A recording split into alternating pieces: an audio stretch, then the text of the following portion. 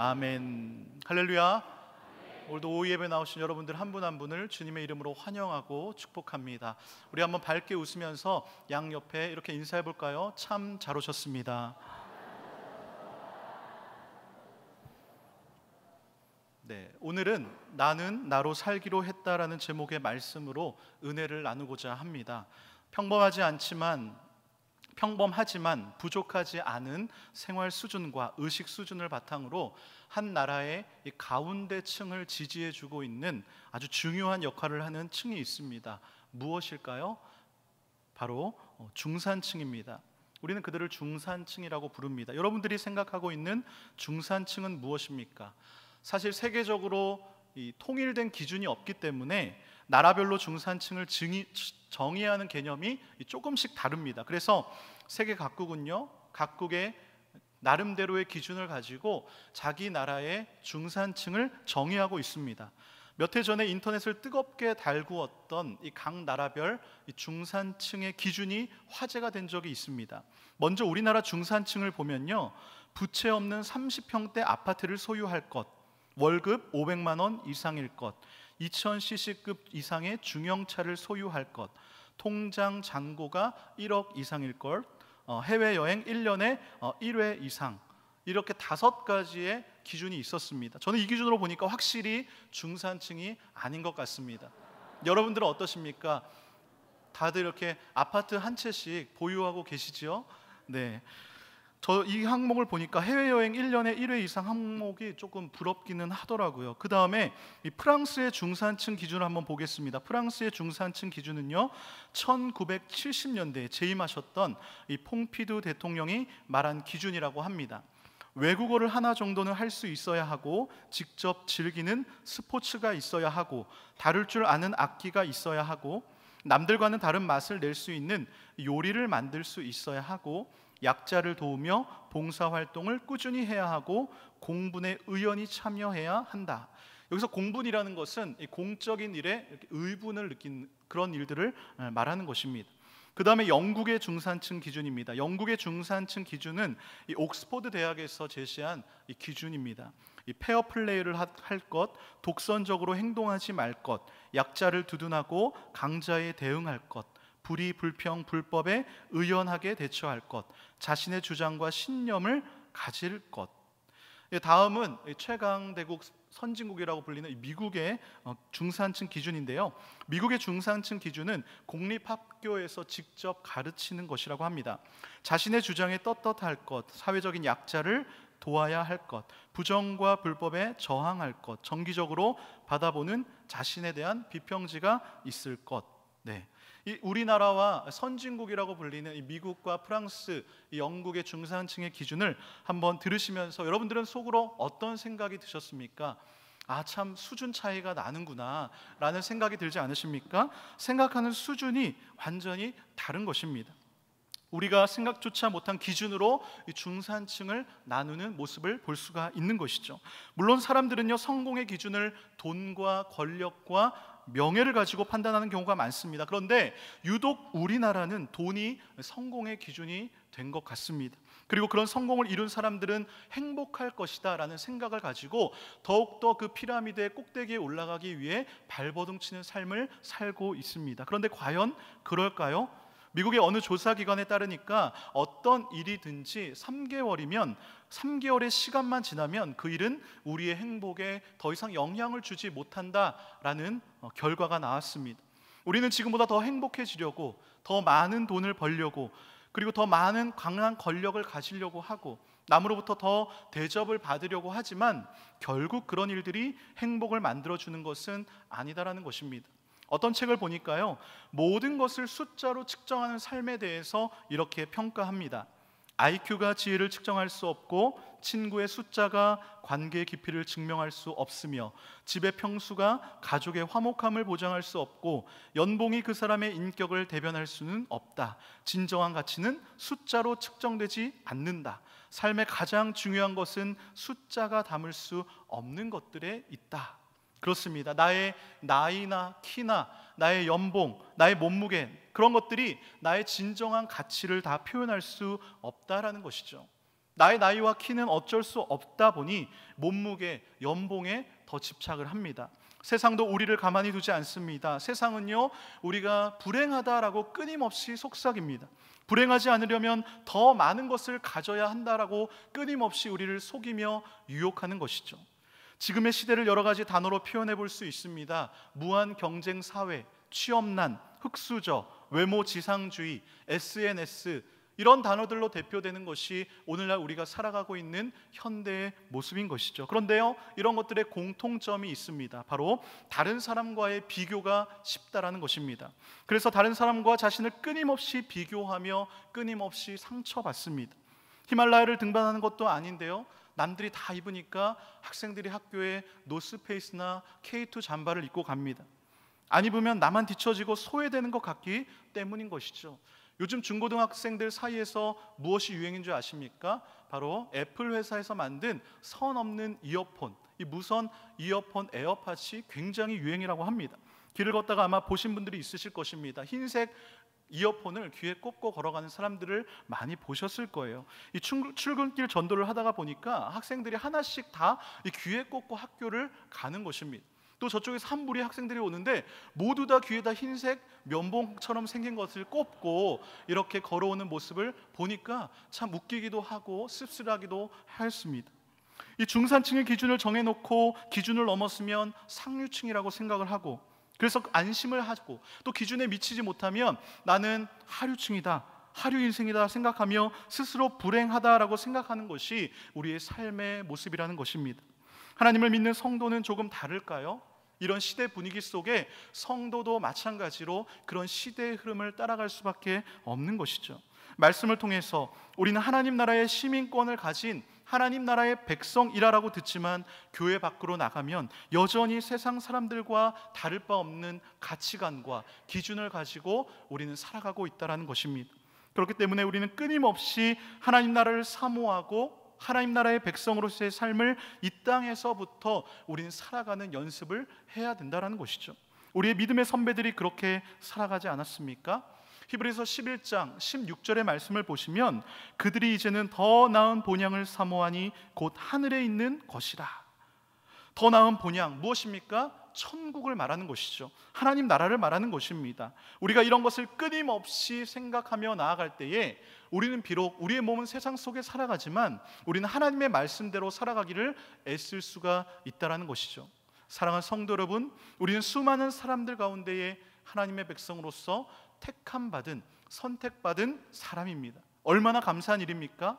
그런데요, 이것으로 만족해서 살아가서는 안 된다는 것이죠. 내가 하나님의 백성이 되었다면 우리는 하나님의 백성다운 삶을 살아가야 하는 것입니다. 세상에서 당연하게 여기는 가치를 뛰어넘어서 우리는 하늘의 가치대로 살아가는 그런 사람이 되어야 한다는 것이죠. 예수님 믿는 사람들 가운데 몸은 하나님 나라에 들어왔는데 여전히 정신과 삶의 방식이 세상 사람처럼 살아가고 있는 사람들이 있습니다. 무엇일까요? 곧 하나님 나라의 시민권을 가졌음에도 불구하고 여전히 하나님의 백성으로서 살아가는 것이 아니라 세상 사람처럼 살아가고 있다는 것입니다. 이런 사람들은요, 굉장히 괴로운 인생입니다. 세상에 나가도 괴롭고 교회 와서도 괴롭습니다. 이제는 교회 와서 세상 사람이 될 수도 없고 그렇다고 확실하게 하나님의 사람도 되지 못하고 살아가는 것이죠. 그렇기 때문에 하나님 안에 사는 그 자유와 그 기쁨도 누리지 못하고 하나님 안에서 사는 축복도 누리지 못하고 쓸쓸하게 살아가는 인생이 되었다라는 것이죠. 이런 불행이 어디 있습니까? 하나님의 백성들은요, 하나님의 백성다운 삶을 삶으로 인해서 하나님께서 칭찬받고 하나님께서 주신 그 복을 누리면서 살아가야 될 줄로 믿습니다. 그렇기 때문에 우리는 말씀을 통해서 하나님 나라에 대해서 지속적으로 묻고 듣고 더 알아가야 하는 것입니다. 그래야 우리가 더욱더 나은 본향을 사모할 수 있지 않겠습니까? 그래서 주님이 이 땅에 오셔서 말씀하신 메시지의 핵심 메시지도 바로 하나님 나라였습니다. 신약의 핵심 메시지 또한 하나님 나라인 것입니다. 왜냐하면요, 예수님이 세상에 오신 목적이 바로 하나님 나라를 세우는 데 있었기 때문인 것입니다.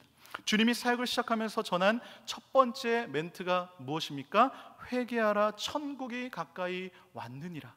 그렇습니다. 예수님께서 이 땅 가운데에 하나님의 나라를 선포하신 거예요. 천국이 왔다라는 것입니다. 하나님 나라를 세우시기 위해서 오셨습니다. 예수님께서 십자가에 죽으시고 부활하시고 승천하시기 전 40여일 동안 이 땅 가운데 머무르면서 하신 말씀의 핵심 주제도 무엇입니까? 하나님 나라였습니다. 그래서 사복음서를 보면 예수님께서 하나님 나라에 대해서 설교하신 이 설교들을 많이 볼 수가 있습니다. 그런데 이 마태복음을 보면요, 하나님 나라라는 표현 대신 천국, 하늘나라라는 표현을 많이 쓰고 있습니다. 그 이유가 무엇이냐면 마태복음은 사실 유대인들을 대상으로 해서 썼기 때문인 것입니다. 경건한 유대인들은요, 자신의 입에 하나님의 입을 직접 담을 수가 없었습니다. 그래서 하나님 나라 대신 천국, 하늘나라라는 표현을 쓴 것입니다. 그러나 마가복음과 누가복음은 이방인들을 위해 쓰여진 성경이기 때문에 그곳에 보면 하나님의 나라라는 표현을 많이 볼 수 있습니다. 오늘 본문 1절 말씀에서도 천국이라는 단어로 시작을 하고 있습니다. 예수님이 비유를 참 많이 사용하셨습니다. 특별히 마태복음 13장은 천국 비유장이다 라고 불릴 정도로 천국에 대해서 쭉 비유를 해놨는데요, 오늘 본문 20장의 말씀도 포도원 품꾼에 대한 비유를 통해서 하나님 나라의 원리에 대해서 주님이 말씀하고 있는 것입니다. 이른 아침에 포도원 주인이 일꾼을 찾기 위해 장터로 갔습니다. 여러분, 인력시장이라고 들려보셨을 것입니다. 하루하루 이 일꾼이 필요한 사람들이 그곳에 와서 이제 사람들을 픽업해 가는 것이죠. 아침 일찍부터 일하기 위해 나온 품꾼과 그 주인이 그날 하루 대가로 한 데나리온을 약속하고 계약을 하고 이제 일하기로 합의를 보았습니다. 이 한 데나리온은 하루 일당이라고 보시면 됩니다. 하루 오늘날 시급으로 계산해 보자면 한 8만 원에서 한 10만 원 정도의 그런 값어치입니다. 이 일꾼들이 포도원을 향해 힘차게 출발했습니다. 그리고 시간이 좀 흘러 3시쯤 되었습니다. 이 포도원 주인이 슬그머니 일어나서 다시 장터로 나갔습니다. 이 이스라엘 시간은요, 이스라엘 시간에다가 6시간을 더하면 우리나라 시간이 됩니다. 그러니까 3시라고 하면 우리나라 시간으로 오전 9시를 의미하는 것이죠. 주인이 그곳에 놀고 서 있는 사람들을 만나게 되었습니다. 주인이 이들에게 내가 상당한 품값을 주겠다라고 약속을 하고 이들을 데려옵니다.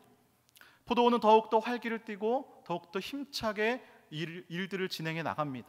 그런데 주인이요, 여기서 멈추지 않고 다시 한 낮 12시쯤에 정오쯤에 시장에 나가서 다시 일꾼들을 데리고 오는 거예요. 다시 고용하게끔 한 것입니다. 먼저 와서 일하던 사람들은 조금 이상하게 생각했을 것 같아요. 왜 주인은 한 번에 일꾼들 데려오지 않고 저렇게 띄엄띄엄 나눠서 조금씩 데려오는 것일까? 라고 이상하게 생각되었지만 곧 자기들과는 아무런 상관이 없는 문제다라고 생각을 하며 자신의 일에 열심히 집중을 합니다. 그런데 오후 3시쯤 되니까 포도원 주인이 다시 시장에 일꾼을 부르러 나가는 것이 아니겠습니까? 그리고 오후 5시쯤에 일할 시간이 이제 1시간밖에 안 남았는데 이 주인이 다시 장터에 나가서 사람들을 데리고 오는 거예요. 포도원은 많은 일꾼들로 붐볐고 일도 굉장히 많이 진행되었습니다. 아마 주인의 마음이 굉장히 흡족했을 것 같습니다. 이제 시간이 오후 6시가 되었습니다. 드디어 임금을 지불하는 시간이 되었습니다. 주인은요, 재정을 관리하는 청지기에게 제일 늦게 온 사람부터 임금을 주도록 명령을 했습니다. 그러니까 오후 5시에 온 사람부터 임금을 주라라고 말을 하였습니다. 이들은 몇 시간 일했습니까? 이제 겨우 1시간밖에 일하지 않았습니다. 이제 막 땀이 나려고 하는 그런 찰나에 이들이 처음부터 큰 액수를 바라지는 않았을 것입니다. 그런데 이게 웬일입니까? 놀라운 일이 벌어지고 말았습니다. 이들에게 하루 임금인 한 데나리온이 주어진 것입니다. 그러니까 시급 10만 원짜리 알바가 지금 이루어지고 있는 것이죠. 요즘 시급 10만 원짜리 알바 어디 있습니까? 없습니다. 찾기 어렵습니다. 그런데 이들보다 더 기뻐한 일꾼들이 있었습니다. 누구일까요? 가장 먼저 처음부터 일했던 일꾼들입니다. 시급을 계산해 보니까 1시간에 10만 원이면 도대체 나는 오늘 얼마를 버는 것인가? 아마 이렇게 속삭였을 것입니다. 저 주인은 1시간에 한 데나리온씩 주려나 보다. 눈을 크게 뜨고 침을 꿀떡 삼키면서 이들이 청지기만을 빤히 바라보고 있습니다. 두 번째로 오후 3시에 온 사람들에게 임금이 주어졌습니다. 그런데 오후 5시에 왔던 사람과 똑같은 한 데나리온만 주어지게 된 것입니다. 일꾼들이 고개를 갸우뚱거리더니 속으로 생각을 합니다. 이상하다, 뭔가 잘못된 것이 아닌가? 그러나 이내 다시 마음을 추스리고 기대를 가지고 청지기 앞에 섰습니다. 그러나 일꾼들의 기대는 그만 와르르 무너지고 말았습니다. 제일 일찍 온 사람도 오후 5시에 온 사람과 동일하게 한 데나리온만 임금을 받게 되었다는 것이죠. 결국 일한 시간과는 상관없이 똑같은 돈을 받게 된 것입니다. 그들은 포도원 주인을 이해할 수가 없었습니다. 누가 제일 불만이 컸을까요? 당연히 제일 먼저 일한 사람들 불만이 가장 컸을 것입니다. 본문 11절 말씀을 보니까 받은 후 집주인을 원망하여, 그러니까 돈을 받은 후에 집주인을 원망하는 거예요. 우리가 글로만 읽어서 이들의 감정이 잘 전달이 안 되는 것 같은데, 이 사람이 바로 나라라고 생각을 해보십시오. 내가 7시부터 일을 뼈 빠지게 했는데, 열심히 했는데 이제 마지막에 들어온 1시간밖에 일한 사람과 동일한 임금을 받게 되었다면 얼마나 이 마음이 화가 나겠습니까? 원망하다라는 이 단어를요, 헬라어로 보면 미완료형으로 되어 있습니다. 그러니까 그냥 한 번만 원망한 게 아니라 지속적으로 계속 끊임없이 이 주인을 원망했다라는 것입니다. 12절에서 그들이 주인에게 따지기 시작합니다. 이 12절을 잠깐 의역을 해보겠습니다. 아니, 우리에게 어떻게 나중에 온 일꾼들과 똑같이 임금을 준다라는 말입니까? 주인도 생각이 있고 양심이 있는 사람이라면 한번 생각해 보세요. 제일 늦게 온 사람들은 땀 흘린 시간이 없을 정도로 짧은 시간을 일했는데 온종일 뜨거운 태양 밑에서 땀을 뻘뻘 흘리면서 그 포도 땄던 우리들과 똑같이 취급할 수 있는 것입니까? 그러자 주인이 이렇게 이야기합니다. 13절의 말씀이죠. 우리 한 목소리로 함께 읽도록 하겠습니다. 시작. 주인이 그 중에 한 사람에게 대답하여 이르되 친구여, 내가 내게 잘못한 것이 없노라. 내가 나와 한 데나리온의 약속을 하지 아니하였느냐. 아멘. 그렇습니다. 2절을 다시 보시면 이 주인이 하루에 한 데나리온씩 품꾼들과 약속을 이미 했습니다. 그리고 그들을 데려온 것입니다.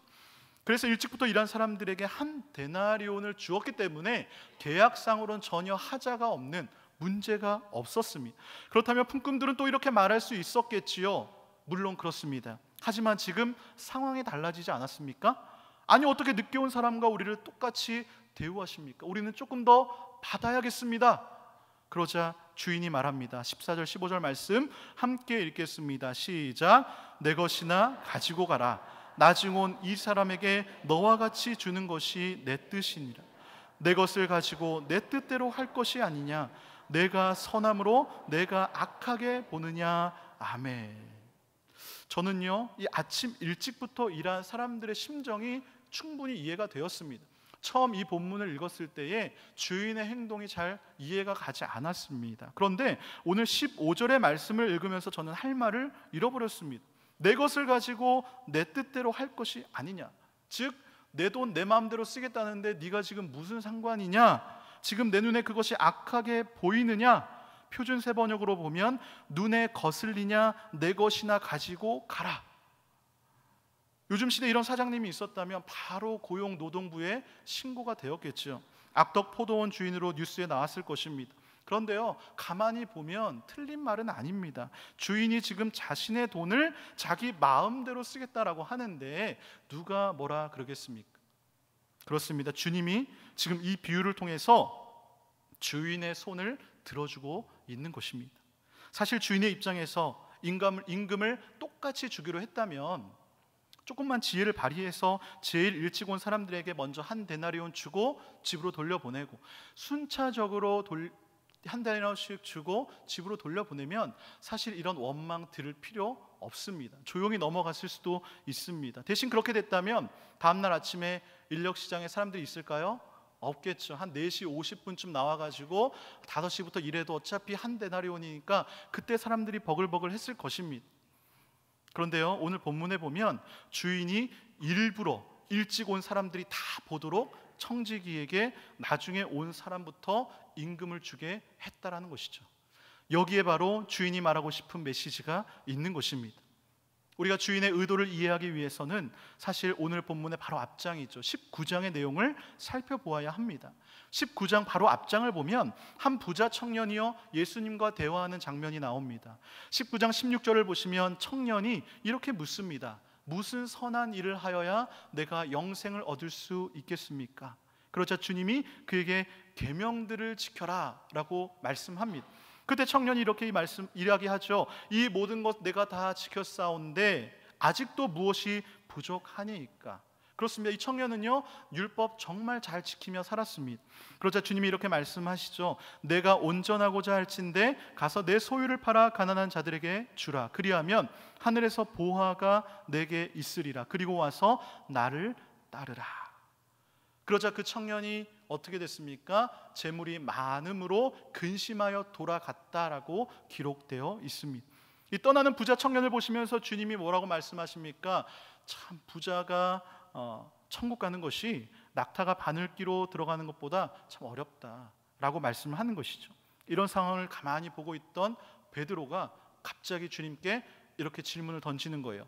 보소서, 우리가 모든 것을 버리고 주를 따라 싸운데 그런즉 우리가 무엇을 얻으리까? 이 말 속에 뭐가 포함되어 있는 거예요?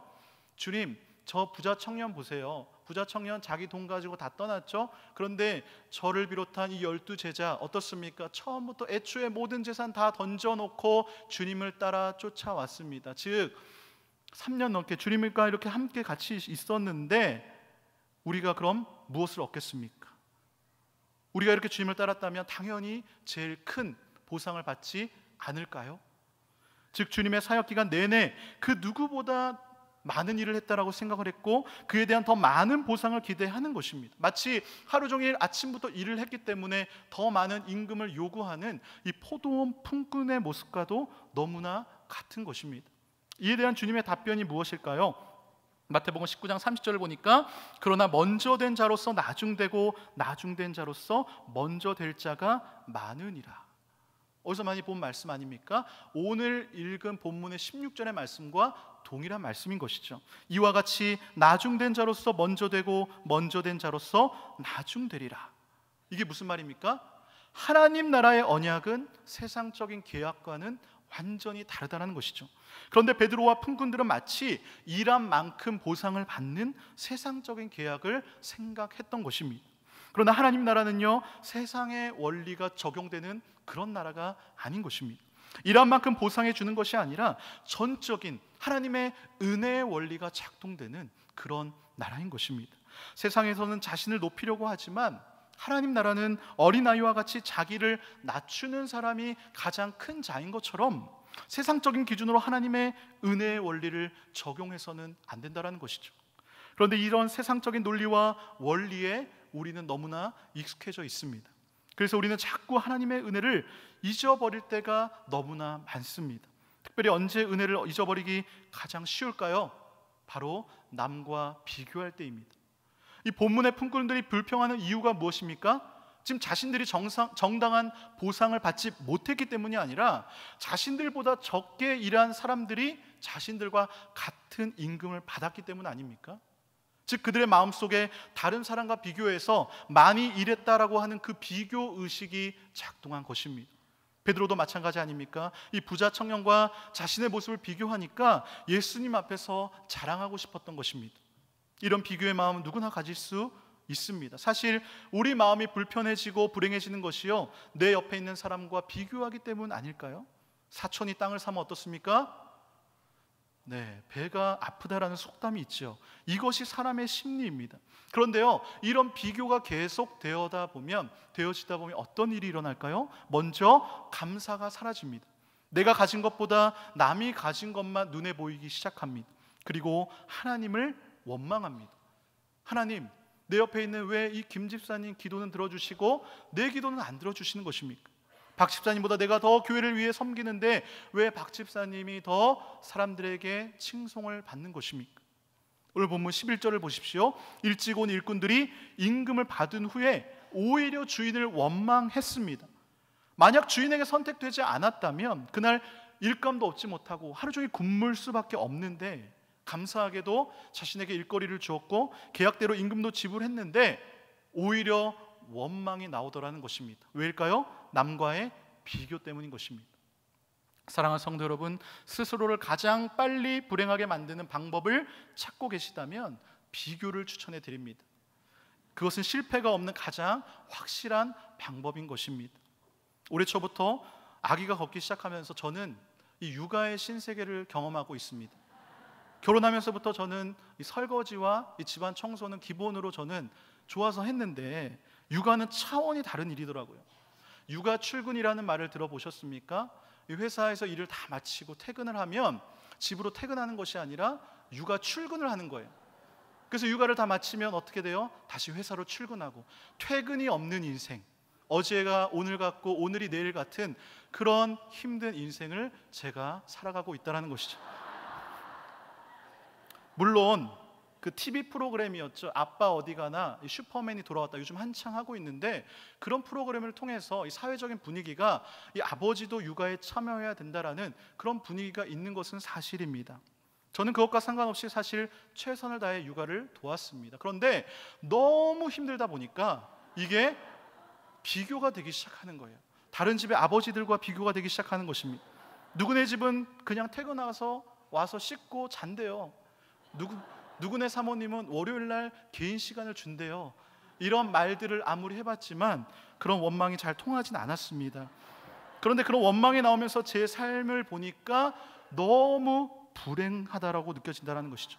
처음에 내가 기뻐서 즐거운 마음으로 시작한 일인데 남과 비교하다 보니까 불평과 불만이 쏟아지더라는 것입니다. 여러분들 이런 경험 해보신 적 없으십니까? 내가 이 분야에서는 가장 자신 있다라고 생각하고 시작한 일이, 또는 내가 정말 가지고 싶었던 것이 내 손에 들어와서 기뻤는데 남과 비교하면서부터 이 기쁨이 슬픔이 되더라는 것이죠. 왜일까요? 걷는 놈 위에 뛰는 놈이 있고, 뛰는 놈 위에 나는 놈이 있고, 요즘에는 나는 놈 위에 노는 놈이 있다라고 합니다.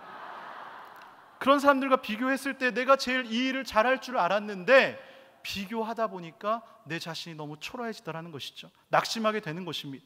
부모님들이 자녀들에게 하지 말아야 할 것 중에 하나가 다른 자녀와 비교 아닙니까? 그래서 우리의 자녀들을 힘들게 하는 것이 누구예요? 바로 엄마, 친구, 아들, 엄마, 친구, 딸이 그렇게 힘들게 하는 것입니다. 내 친구들, 자녀들 중에 너만 결혼 안 했더라, 넌 대체 언제 결혼하려고 하니? 친구 아들은 대기업에 취직했대, 넌 취직 안 할 거야? 저 집 자식은 보약해줬다는데 넌 대체 뭐를 하니? 왜 우리 부모님 주변에는 이런 엄친아와 엄친딸만 있는 것입니까?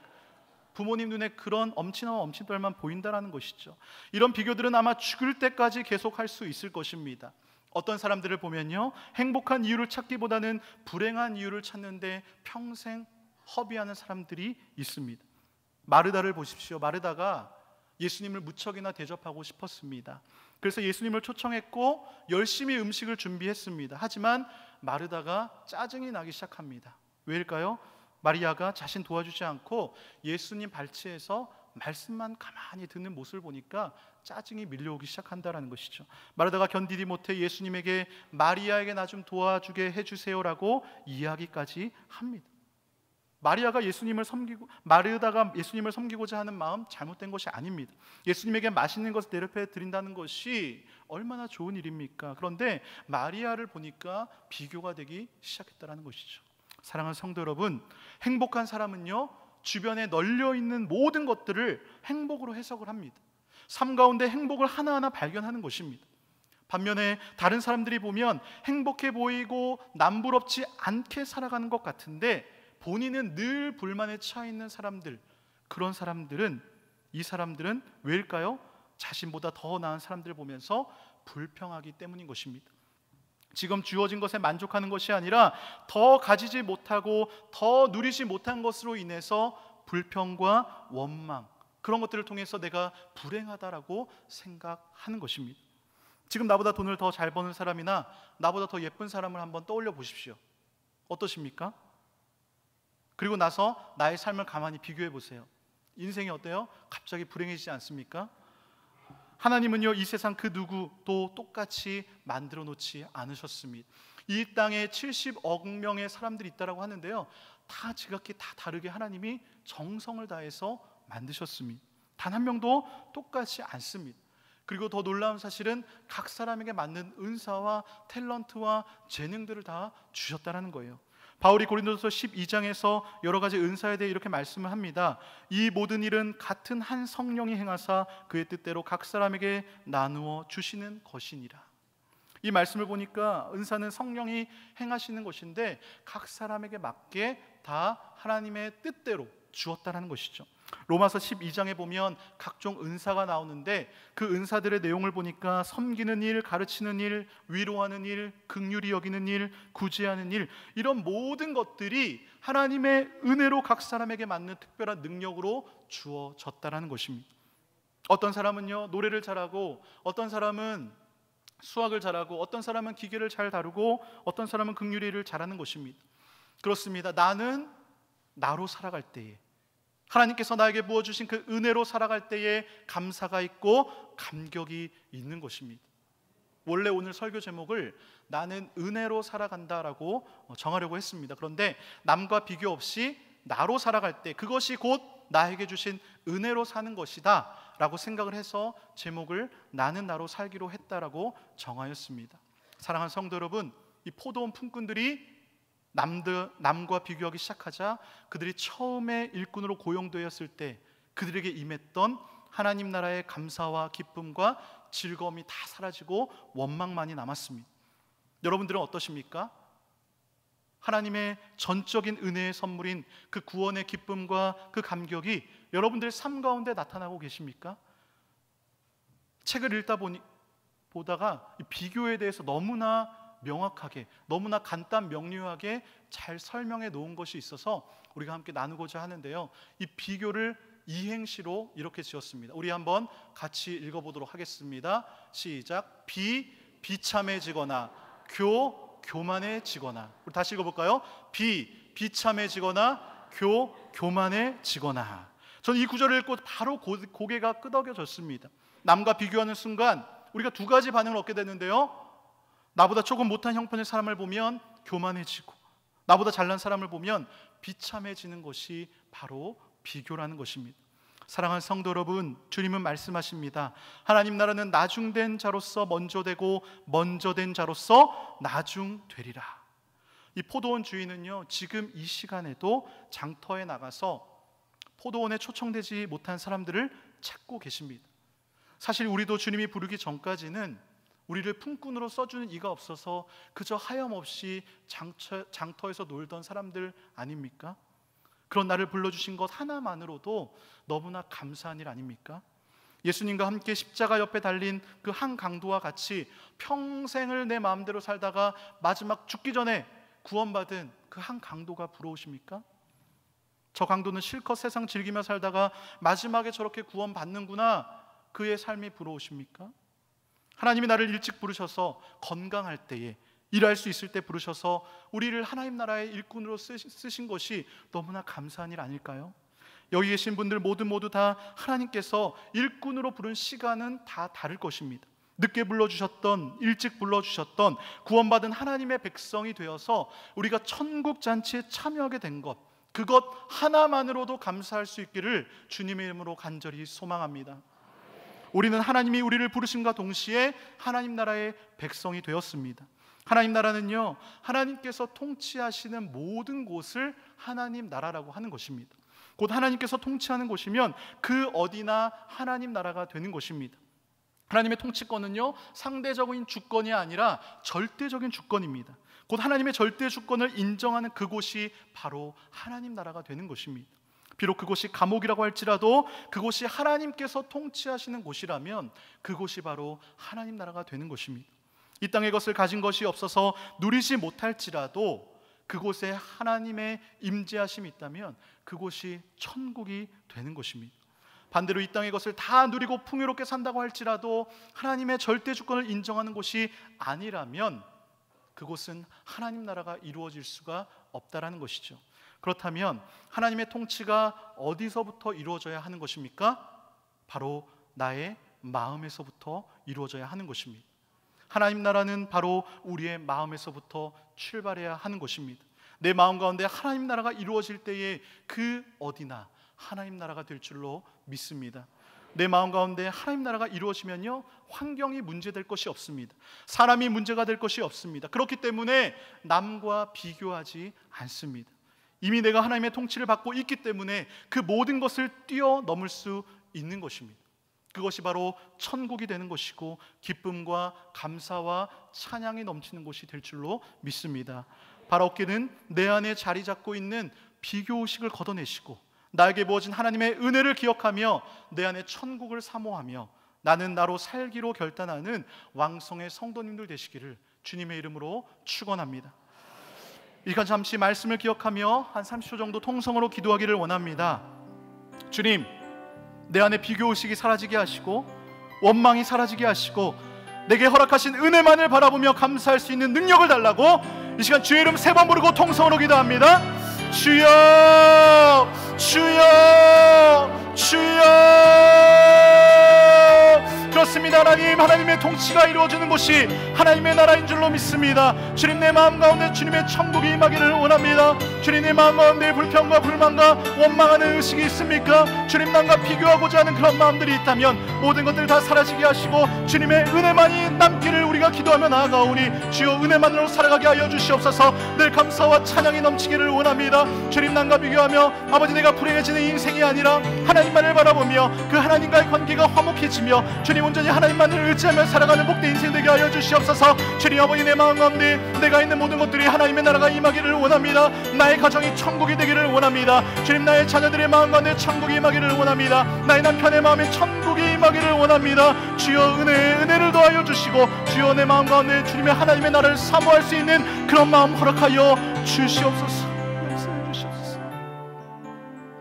하나님 아버지, 오늘도 남과 비교하며 시기, 질투, 원망했던 모든 마음들을 회개하며 나아갑니다. 주님, 용서하여 주시옵소서. 주님, 제가 바로 장터에서 할 일 없이 놀고 있던 사람입니다. 그런 나를 자녀 삼아주신 그 구원의 감격과 영생의 기쁨을 누리며 살아가게 하여 주시옵소서. 그래야 해서 어떠한 형편에서든지 자족하는 마음을 갖게 하여 주시옵소서. 믿음과 삶으로 주님께 영광 돌리게 하여 주시옵소서. 이 모든 말씀을 예수님의 이름으로 기도드립니다. 아멘.